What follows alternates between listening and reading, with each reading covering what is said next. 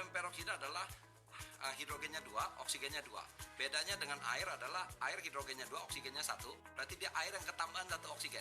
Nah, oksigen ini begitu ketemu dengan lendir di tenggorokan kita, dia lepas O-nya yang 1. Proses itu namanya oksidatif. Oksidatif. dia. Ambil ya? Boleh. Ada di situ. Ya. Kita semprot, yang terjadi adalah dia melepaskan oksigen, menambah oksigen di badan kita sekaligus membunuh virusnya.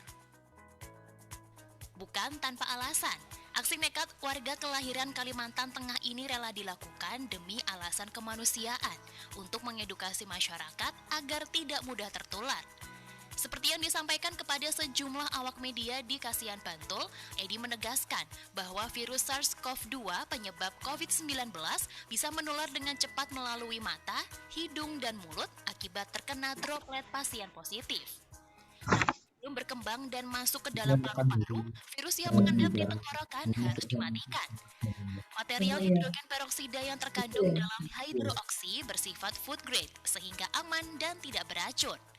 Selain diakui sudah lolos uji dari Badan Pengawas Obat dan Makanan atau BPOM, Edi mengklaim temuannya itu diharapkan mampu menjadi solusi bagi masyarakat dalam menangkal virus COVID-19, di samping tetap mengedepankan disiplin protokol kesehatan sembari menunggu kedatangan vaksin dari pemerintah. Hidroksi diciptakan bukan untuk bisnis, melainkan demi kemanusiaan membantu negara menghadapi bencana non-alam saat ini. Pihaknya juga tengah mencanangkan gerakan bantuan 1 juta botol hidroksi yang akan disebar ke seluruh penjuru Indonesia, terutama untuk petugas garda depan melawan COVID-19, yakni tenaga kesehatan, kepolisian maupun pedagang pasar rakyat. Dari Bantul, Daerah Istimewa Yogyakarta, Joko Pramono, Adi TV.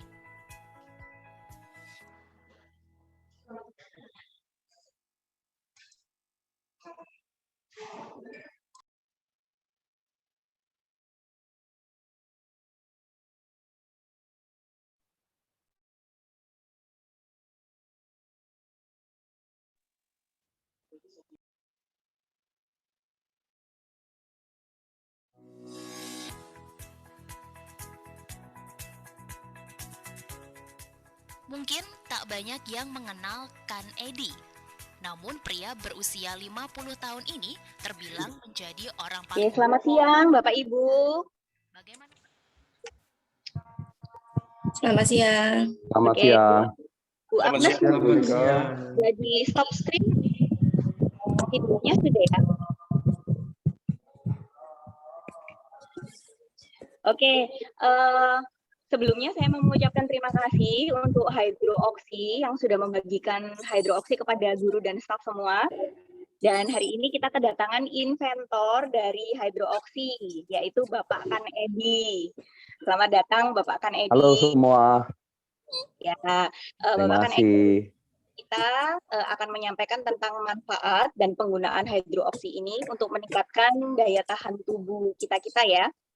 Nanti Bapak Ibu juga bisa bertanya langsung mengenai apapun mengenai Hydroksi bisa ditanyakan. Jadi kita akan sosialisasi dalam durasi 30 menit, 15 menit. Kami persilakan Bapak Kan Edi akan menjelaskan kepada kami tentang Hydroksi. Nanti 15 menit selanjutnya Bapak Ibu sekalian yang ada di sini bisa mengajukan pertanyaan. Seperti itu. Sebelum mulai nanti kami persilakan Bapak Kan Edi untuk menyampaikan dan menjelaskan kepada kami. Saya persilakan Pak Yudi untuk memimpin kami dalam doa terlebih dahulu ya Pak. Silakan.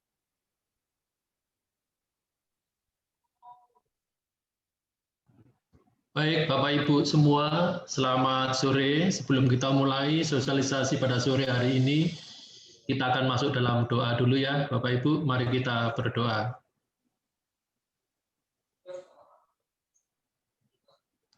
Bapa kami yang bertakhta dalam kerajaan surga, Tuhan kami Yesus Kristus, terima kasih Tuhan, pada sore hari ini, Tuhan memberikan kami waktu untuk boleh kembali pada sore ini mengikuti sosialisasi Hydroksi yang akan dipaparkan oleh Bapak Edi. Kami yang sudah hadir di ruang Zoom ini, Tuhan, berikan waktu yang singkat ini untuk boleh mendengarkan dengan baik. kami berdoa untuk rekan-rekan kami yang belum hadir, kiranya Tuhan menyertai di dalam mengikuti sosialisasi ini, terutama untuk jaringan internet, supaya bisa digunakan dengan lancar, tidak ada halangan. Terima kasih Tuhan, kami serahkan agenda kami ini dari awal sampai akhir dalam tangan kuasa-Mu. Hanya dalam nama Yesus kami berdoa dan mengucap syukur. Amin. Saya kembalikan ke Bu Nike, silakan Bu. Terima kasih Pak Yudi. Baik, waktu dan tempat saya persilakan kepada Pak Kan Edi untuk menjelaskan mengenai kami tentang hidroksi ya Pak ya. Baik, silakan. Baik Bu Nike, Pak Yudi, terima kasih Pak, doanya sangat indah Pak. Bapak Ibu sekalian, saya mungkin memperkenalkan diri, nama saya Kan Edi. Bu Nike bisa didengar ya suaranya? Bisa Pak, Bisa dengar Pak. Oh, Jelas bisa. Pak. Jelas ya, oke. Saya perkenalkan, nama saya Kan Edi. Saya adalah inventor, penggagas hidroksi. Apa itu hidroksi? Saya akan menjelaskan, mencoba menjelaskan secara singkat karena waktunya cuma 30 menit ya. Jadi Bapak Ibu sekalian, hidroksi ini diciptakan spesial adalah buat pandemi COVID-19. Jadi kita ciptakan ini tidak ada maksud lain. Waktu itu tidak bermaksud misalnya untuk mouth freshener spray, enggak. Jadi kita menciptakan, menghadirkan hidroksi itu memang khusus untuk melenyapkan virus COVID-19 karena adanya pandemi COVID-19 ini. Berikut ini adalah data-data yang kita dapatkan waktu kita melakukan mapping terhadap pandemi ini. Satu, penyebab pandeminya itu sebenarnya cuma satu, yaitu virus COVID, SARS-CoV-2 yang masuk ke tenggorokan kita lewat mata, hidung, dan mulut. Menurut WHO, virusnya berhenti di tenggorokan selama 3-5 hari. Kemudian menginfeksi tenggorokan kita karena di saluran nafas, bagian atas maupun bagian bawah itu ada reseptor yang cocok, yang namanya ACE2 reseptor.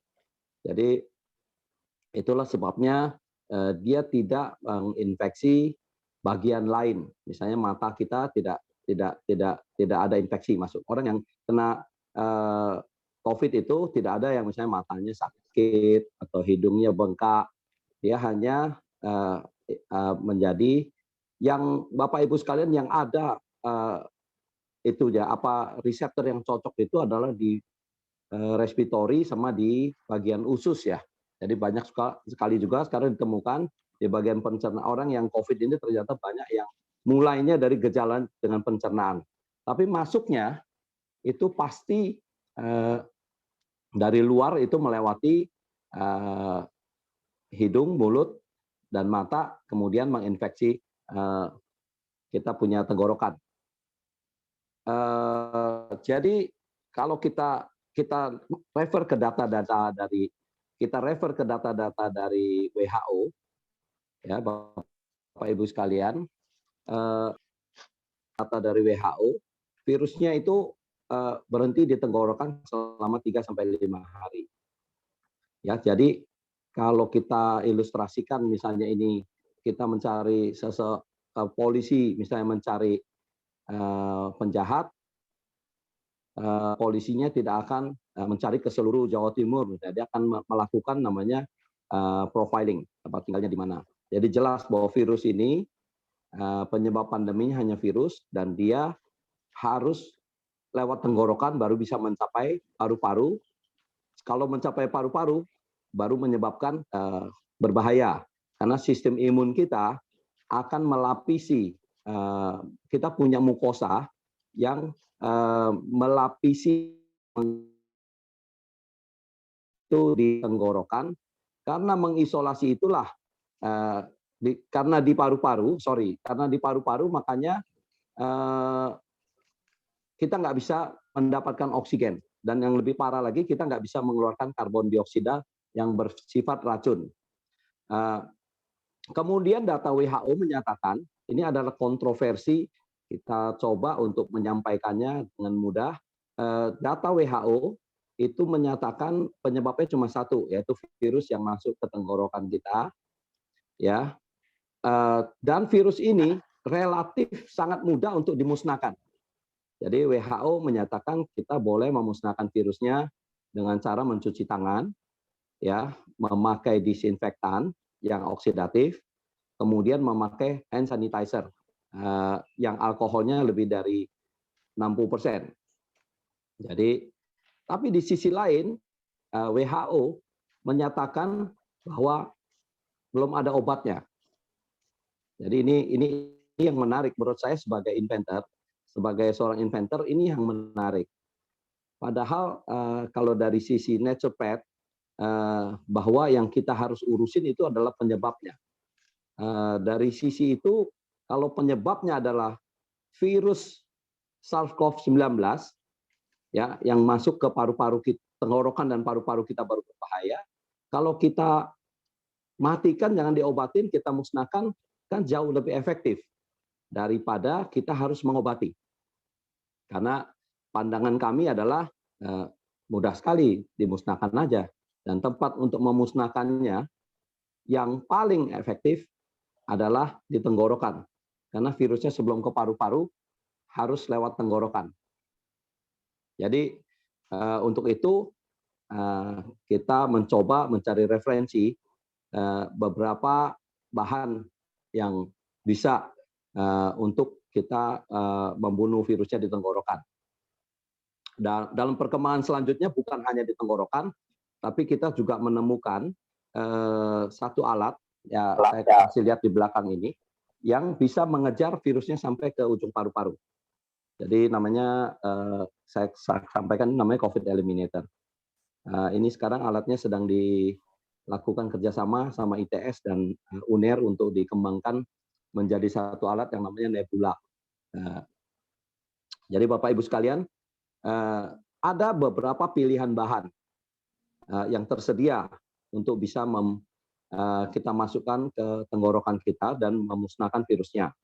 Salah satu adalah yang biasa kita temukan di apotek, ya. Base-nya namanya bahan dasarnya, bahan aktifnya namanya iodin. Jadi produknya yang belakangnya ada din seperti betadin dan sebagainya. Cuman kami menemukan bahwa betadin ini, iodin ini, itu tidak ada yang food grade. Sedangkan pada kasus-kasus COVID, ya itu masuk ke tenggorokan bagian dalam sampai ke paru-paru. Ya, bagian bawahnya adalah paru-paru. Jadi kalau kita hanya berkumur-kumur, kurang dalam, mungkin kurang efektif. Jadi itu kita kalau di yang bahan dasar iodin itu tidak menemukan ada food grade-nya. Kemudian yang bahan dasar kedua adalah klorin dioksida. Klorin dioksida itu biasa dipakai untuk sterilisasi penjernihan air. Biasa di keturunannya itu seperti di kolam renang, kaporit ya. Bahan dasarnya klor. Karena proses membunuh virusnya namanya oksidasi, yaitu dengan melepaskan O, oksigen, yang membuka mantel virusnya supaya mantelnya virusnya kemudian bocor, virus dan bakteri bocor. Sisanya dalam proses produksi, dalam proses pelepasan ini, sisanya adalah klor. Itu masih sedikit berbahaya, tapi yang lucunya bahan ini ada yang food grade. Jadi klorin dioksida ada yang food grade. Tapi kemudian kami menemukan satu bahan yang sebenarnya di kalangan naturopath ini kita pakai sudah lama sekali untuk membantu orang-orang penderita kanker. Tapi mungkin ini akan saya, kalau ada yang tertarik nanti akan saya jelaskan di sesi selanjutnya. Sebabnya adalah kenapa dia bisa mencegah kanker, karena dia melepaskan oksigen, menyebabkan badan kita kaya akan oksigen, ya, namanya hidrogen peroksida, atau dalam bahasa kimianya itu H2O2. Jadi kalau kata lain dari hidrogen peroksida adalah oxygenated water.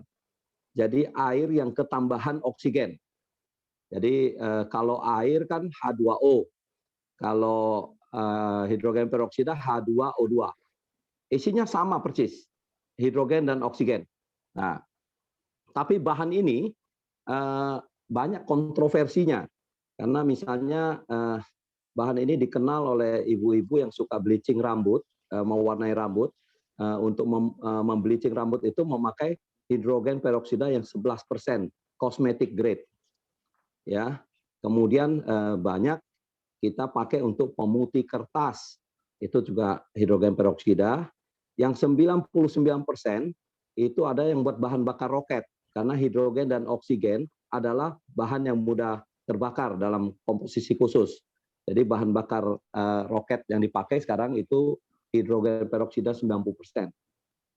Nah, lalu kalau kita temukan di kita kalau ada luka, kalau kita ke apotek ada hidrogen peroksida 3%. Ini medical grade.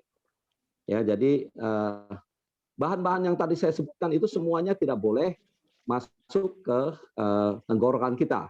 Sebabnya adalah apa? Karena grade-grade tadi, medical grade,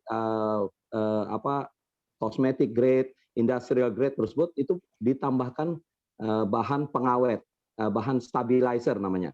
Jadi bahan stabilizernya yang menyebabkan dia menjadi bersifat karsinogen. Jadi bisa menyebabkan penggunaan jangka panjang tidak baik. Ya, jadi hidrogen peroksida ini adalah air yang ketambahan satu oksigen. Nah, kemudian dalam perjalanannya kita menemukan bahwa hidrogen peroksida merupakan bagian yang penting itu diproduksi oleh tubuh kita. Jadi manusia masuk dalam satu spesies makhluk hidup namanya ROS, Reactive Oxygen Species. Jadi spesies makhluk hidup yang menggunakan oksigen untuk hidup. Kemudian dalam proses metabolisme di badannya, di dalam selnya, itu menghasilkan satu zat yang berbahaya namanya superoksida.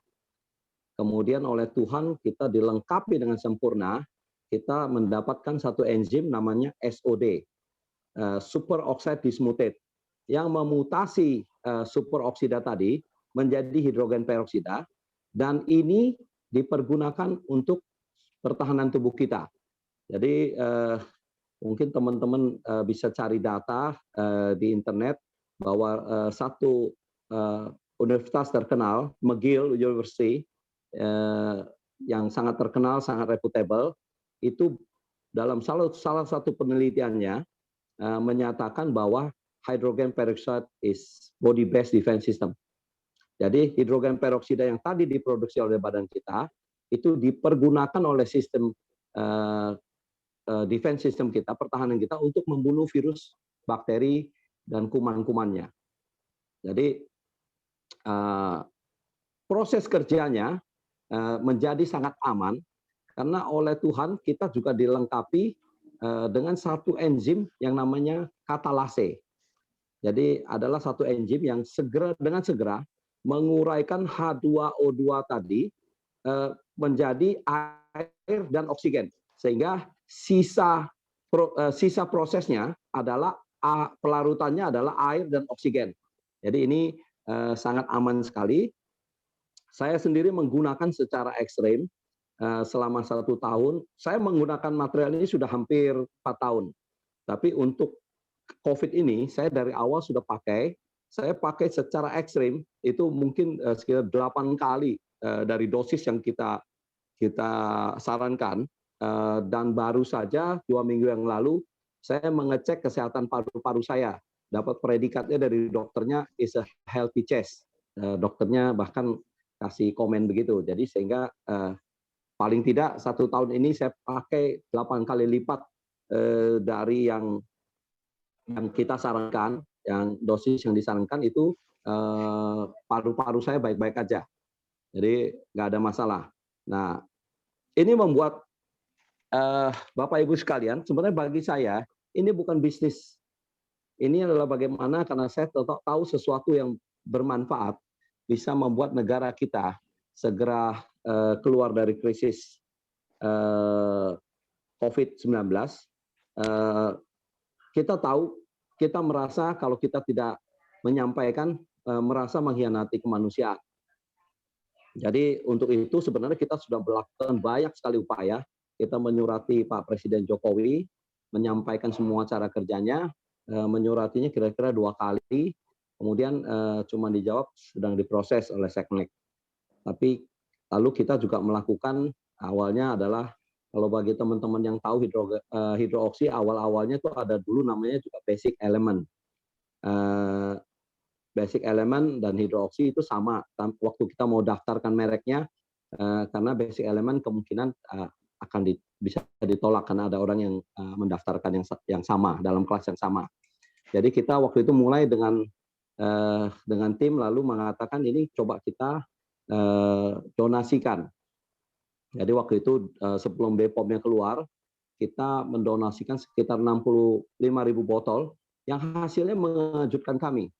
Karena ada ribuan orang yang COVID itu ternyata menggunakan hidroksi melaporkan kesembuhan. Dan dan saat itu belum ada satupun dari 65.000 pemakai yang menyatakan positif COVID-19 setelah menggunakan hidroksi lebih dari 2-3 minggu. Tapi Bapak Ibu sekalian, selanjutnya kita ke BIN, ke kantor BIN di Jawa Timur. Oleh Kabinda kita dibawa ke UNER dengan maksud setelah satu waktu Kabinda BIN itu mengecek, mencoba di rumah sakit lapangan kepada anggota TNI yang positif ada 8 orang. Waktu itu hanya menggunakan hidroksi, 3 atau 4 orang sembuh menjadi negatif di hari keempat. Kemudian sisanya negatif di hari ke-7 atau hari ke-8. Saya kurang ini. Sehingga BIN waktu itu berkeyakinan ini sangat bermanfaat. Sehingga oleh Kepala BIN kita dibawa ke UNER waktu itu. Waktu itu ketemu dengan Wakil Rektor dan Dr. Parwati. Setelah kami menjelaskan, setelah dibantu oleh BIN menjelaskan, oleh Dr. Parwati waktu itu dinyatakan ini jangan dilakukan. Kita minta waktu itu melalui BIN minta supaya dicoba bisa dilakukan uji klinis sebagai obat, ya sebagai obat karena waktu itu BIN menyatakan sangat efektif sekali karena anggotanya sudah banyak yang sembuh. Lalu Dr. Parwati, saya masih ingat waktu itu mengatakan, Pak, kalau sesederhana ini jangan dilakukan uji klinis sebagai obat. Karena uji klinis sebagai obat standarnya adalah akan keluar 4 tahun paling cepat. Buktinya waktu itu kan lagi ada rame-rame yang UNER kerjasama dengan BIN tentang 4 regimen obat COVID yang akhirnya sampai sekarang izin edar BPOM-nya nggak keluar. Belum keluar, bukan nggak keluar. Jadi dari situlah akhirnya dibantu oleh BIN, kita coba memasukkan ke BPOM, tapi tidak sebagai obat, tapi sebagai kosmetik. Jadi sebagai mouth freshener spray. Yang sebenarnya kita tidak ada keinginan untuk membuat mouth freshener spray. Tapi itu adalah jalan yang paling mudah. Singkat kata, akhirnya izin BPOM kami keluar. Nah, untuk membuktikan ini efektif atau enggak, Bapak Ibu sekalian, saya melakukan sesuatu yang sangat ekstrim. Yaitu waktu itu saya tinggal bersama, yang tadi videonya di-setelin, saya tinggal bersama orang positif COVID di tempat isolasi milik pemerintah di Bangkalan. Saya tinggal selama 3 hari 2 malam, ya 3 hari 2 malam. Kebetulan waktu itu kasus COVID-nya sedang turun, jadi cuma ada 2 orang di dalam situ. 3 hari 2 malam itu kita berinteraksi, makan bersama, tinggal bersama, main kartu bersama, tanpa masker. Jadi waktu itu ada 2 orang yang ada di dalam, satu masih muda 23 tahun namanya Alfian, kemudian ada satu lagi sudah usia 50-an tahun, namanya Pak Muzaki. Saya didampingi sebagai pembanding, saya didampingi seorang supir Grab yang belum pernah memakai hidroksi. Jadi kita di dalam berempat berkumpul bersama tanpa masker. Sebelum masuk kami sudah dites, kami berdua sudah dites bahwa kami negatif, kami bukan pasien.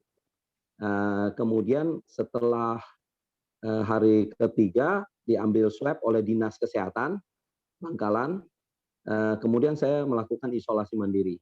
Hasilnya Bapak Ibu sekalian, bukan saja saya dengan supir Grab Bang Saiful itu tidak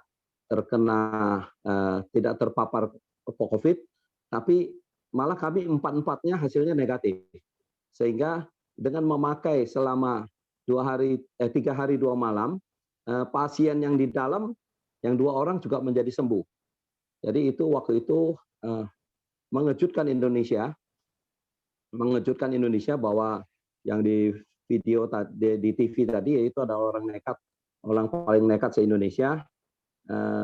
Tapi kemudian banyak sekali serangan kepada saya. Misalnya banyak sekali isu, wah yang penemu COVID, obat COVID hidroksi masuk ICU karena kena COVID. Padahal puji Tuhan, saya sampai saat ini belum pernah terpapar COVID. Meskipun secara ekstrim saya bertemu 3-4 kali dengan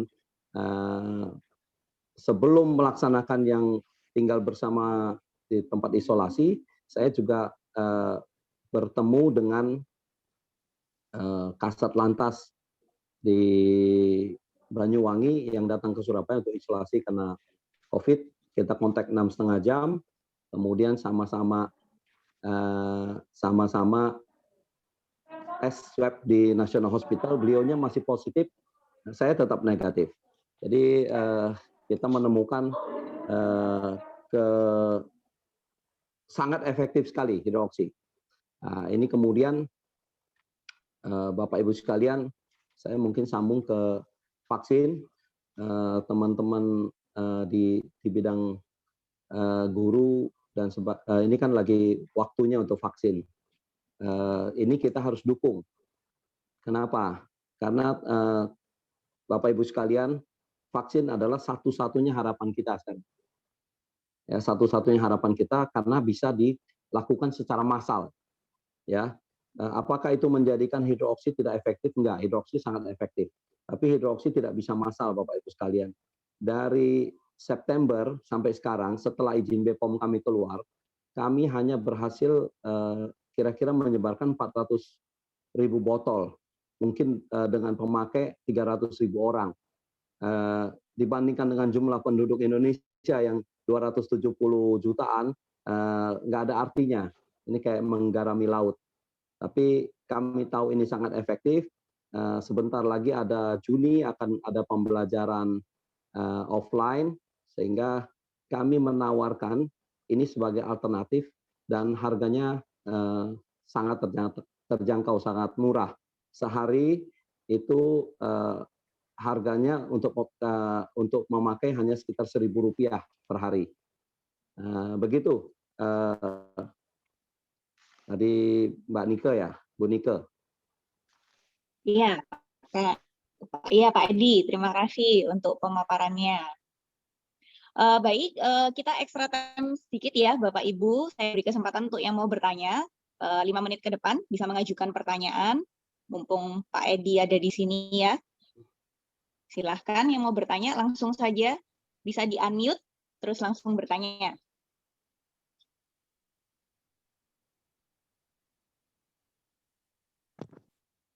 Selamat siang Pak Edi. Ya, selamat siang Pak Edi. Saya Ben Santoso. Mau menanyakan untuk virus yang sudah menempel di reseptor dan sudah injek ke dalam, apakah hidroksi masih ada peran untuk membunuh atau mengurai virusnya, karena inti virusnya kan sudah masuk. Terima kasih Pak. Oke, siap. Terima kasih Pak Ben pertanyaannya. Saya langsung jawab ya Bu Nike ya. Ya, Pak Edi, silahkan. Saya langsung jawab ya. Jadi gini, dalam perkembangannya Bapak Ibu sekalian, kita menemukan ini kesimpulan dari pihak kami ya, karena kita sudah menyaksikan bertestimoni ribuan kesembuhan. Sebenarnya kami sampai nggak excited lagi, kalau orang sembuh itu udah biasa gitu. Jadi kami membagi sebenarnya keparahannya menjadi 3 kategori. Yang pertama adalah orang-orang yang baru saja terkena OTG, jadi dia nggak merasakan apa-apa, nggak ada rasa batuk, dia nggak ada demam, itu cukup disemprotkan hidroksi, ya 6 spray 6 kali sampai 8 kali sehari, 2-3 hari kemudian dia sudah negatif. Itu yang pertama, itu yang kita sebut virusnya masih di permukaan, belum masuk ke dalam sel. Kemudian yang keparahan yang kedua adalah virusnya sudah masuk di sel, gejalanya adalah dia punya demam, karena demam adalah reaksi sistem imun kita untuk membunuh bakterinya dengan menaikkan suhu. Kemudian ada batuk, tetapi belum merasakan sesak napas. Atau kalau di foto torak, paru-parunya masih bersih. Itu dia berarti sudah masuk ke dalam sel di tenggorokan, ya. Maksudnya virus masuk ke dalam sel itu adalah dia memperbanyak diri, menggunakan sumber daya yang ada di dalam sel, kemudian keluar lagi untuk menginfeksi bagian bawah, infeksi lanjutan, misalnya bagian paru-paru, pernapasan bagian bawah. Nah, ini biasanya ya Bapak Ibu sekalian tidak memerlukan alat khusus, jadi hanya memerlukan semprotan hidroksi yang lebih sering.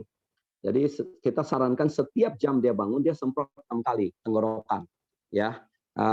Dengan maksud gini, satu adalah begitu virusnya keluar dari sel, dengan maksud menginfeksi sel lain, itu kita musnahkan.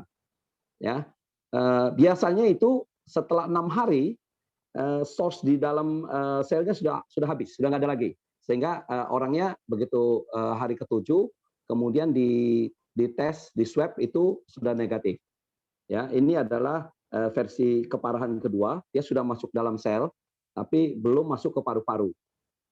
Nah, yang ketiga adalah orang yang sudah masuk ke paru-paru. Dia sudah mengalami sesak napas, ya.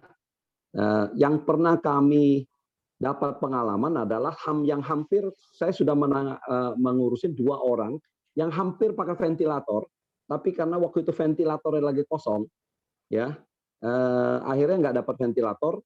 Dan kalau yang ini yang sudah masuk ke dalam paru-paru, dia kita semprotin, dia nggak mungkin sampai ke paru-paru.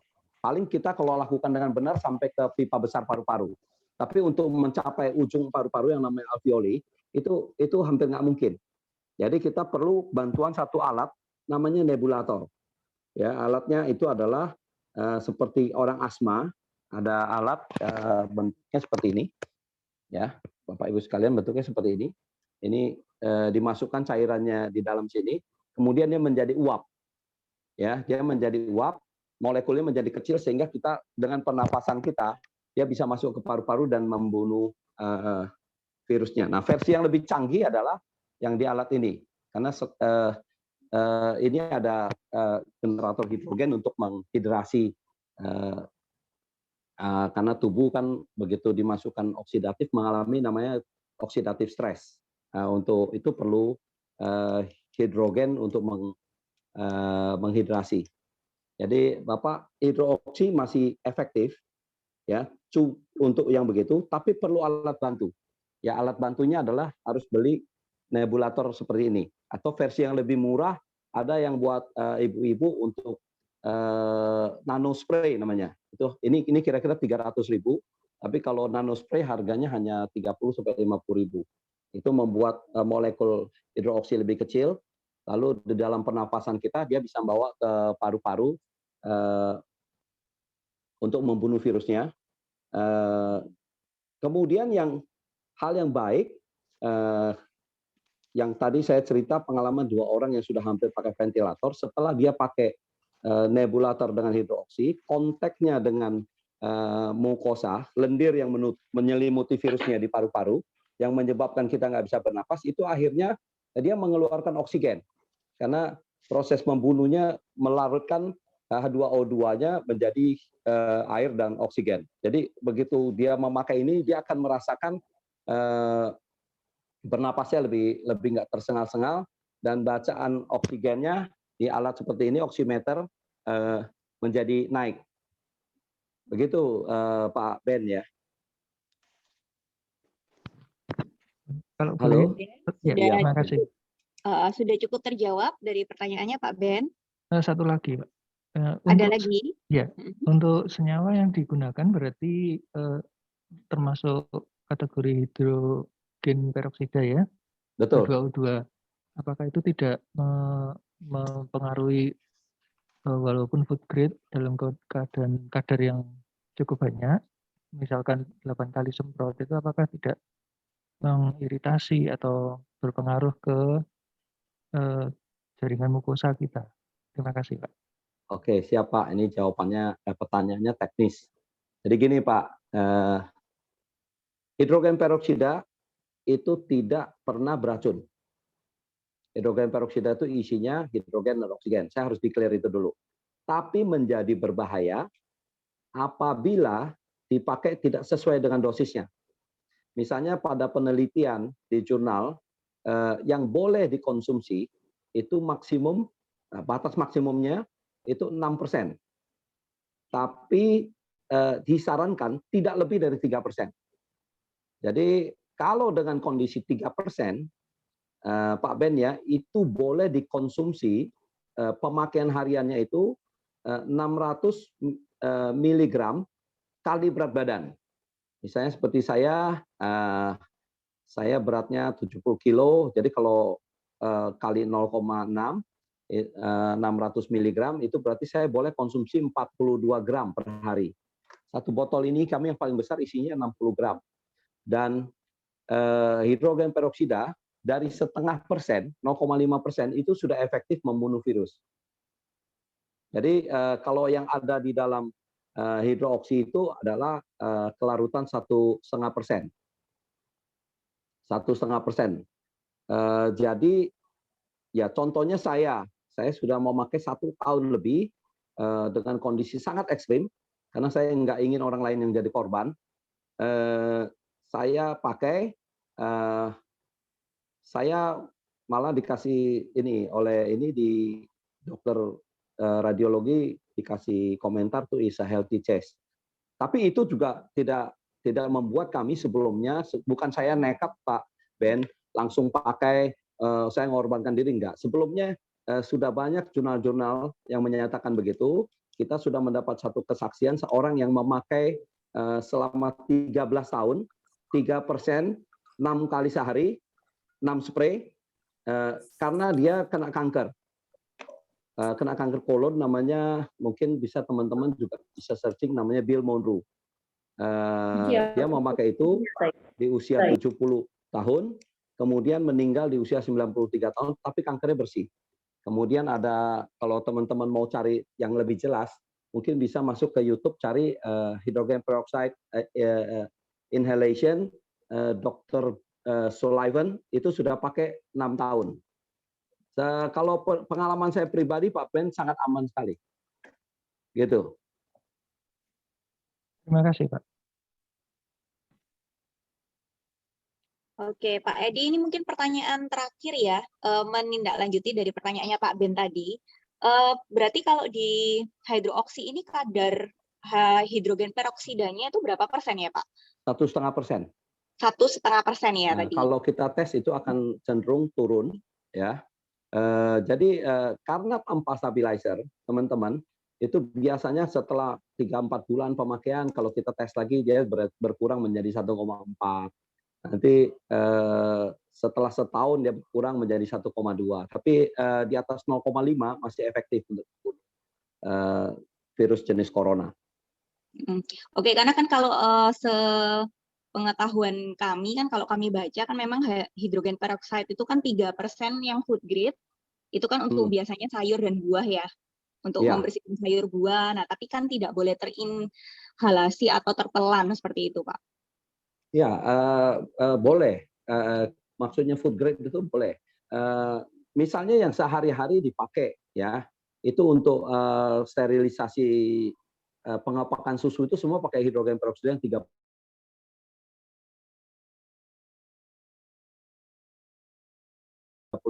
Untuk membakteri dalam kemasannya, kemasan yang nanti diisi susu itu harus dilakukan sterilisasi dengan hidrogen peroksida 35% food grade. Jadi artinya kalau food grade ya tertelan nggak masalah lah gitu. Makanya maksimumnya yang disarankan yang boleh masuk ke tenggorokan kita itu 3%.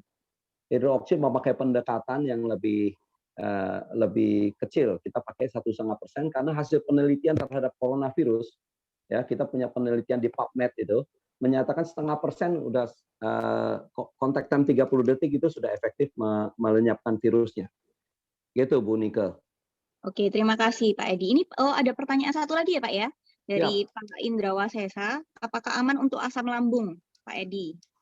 Ya, pengalaman kami sih ada beberapa yang agak mengeluhkan setelah dia semprotkan hidroksi,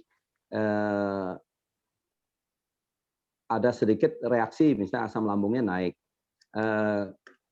Kalau itu kami sarankan sebelum dia pakai hidroksi, lebih baik dia minum obat MAH. Karena tujuan dari hidroksi itu bukan masuk ke pencernaan, tapi ke respiratory. Karena ini yang kita hadapi adalah virus respiratory ya. Ya, dia hanya dirancang di tenggorokan kita, dia hanya 30 detik. Ya, setelah 30 detik dia berubah menjadi air dan oksigen. Jadi pengalaman kami ada macam-macam, ada cuma beberapa lah yang menyatakan setelah dia pakai hidroksi MAH-nya kurang enak. Tapi kebanyakan orang yang sakit MAH pun nggak ada masalah.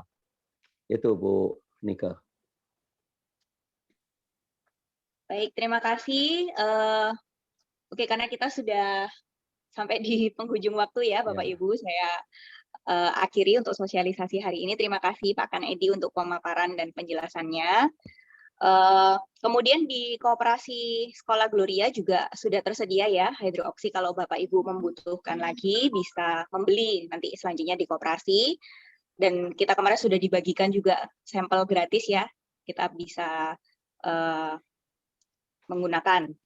Demikian Zoom kami. Sebelumnya kita tutup dalam doa dulu. Saya persilahkan Pak Bambang untuk memimpin kita semua di sore hari ini. Silahkan Pak Bambang. Terima kasih Bu Nike. Pak Edi, terima kasih untuk berkat yang dibagikan buat kami supaya upaya untuk menjadi sehat. Baiklah Bapak Ibu, kita akan berdoa untuk mengakhiri sosialisasi pada sore hari ini.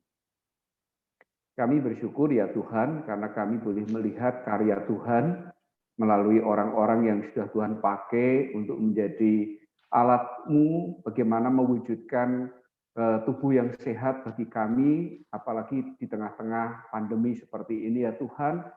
Engkau memberikan kepada kami kekuatan melalui setiap perhatian, baik itu melalui perhatian dari diri kami sendiri maupun upaya-upaya baik yang sudah dilakukan. Khususnya dari Pak Edi yang hari ini membagikan berkatnya melalui hidroksi. Tuhan berkati melalui hidroksi ini kami mengupayakan bagaimana tubuh kami menjadi sehat. Tuhan juga memberkati biarlah masyarakat pada umumnya juga bisa menggunakan sehingga mewujudkan Indonesia semakin baik di masa-masa pandemi seperti ini.